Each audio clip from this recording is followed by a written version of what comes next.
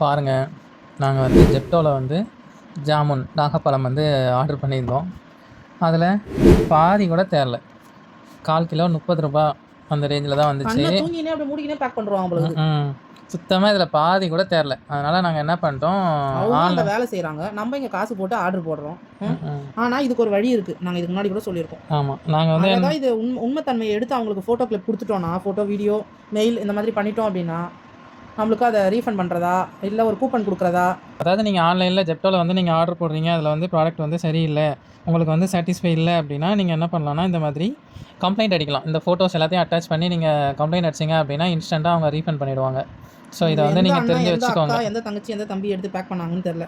எடுத்துகிட்டு வந்து கொடுத்தவங்களை நம்ம குறை சொல்ல முடியாது, பேக் பண்ணவங்கள தான் நம்ம சொல்லணும். அதான் தூங்கினே பேக் பண்ணிருப்பாங்கன்னு நினைக்கிறேன். இப்போ நம்மளுக்கு இதோட மதிப்பு வந்து ₹30. இதோட மதிப்பு 30 அப்படியே ரீஃபண்ட் பண்ணிட்டாங்க. ஸோ ஓகே, அது அவங்க பாடு, நம்மளோட காசு, நாம தான் இதுக்கு ஃபைட் பண்ணி வாங்கிட்டோம். இந்த மாதிரி நாங்கள் எப்பயுமே பண்ணுவோம். அடுத்து பாருங்கள். ஸோ நீங்களும் இதை வந்து முருங்கைக்கீரை வாங்கியிருக்கிறோம். இதுவும் வாடி தான் போயிருக்கு. வாடி ஒரு பக்கம் இருந்தாலும் பழுத்து போய் கிடக்கு. இதை அடிக்கலாமா வேண்டாமான்னு யோசிச்சுட்டு விட்டுட்டோம். பாரு எப்படி இருக்குது பேர், உதிர்ந்து போய் பழுத்த மாதிரி இருக்குது மஞ்சள் கலரில். இதோட மதிப்பு 31 ரூபாவா?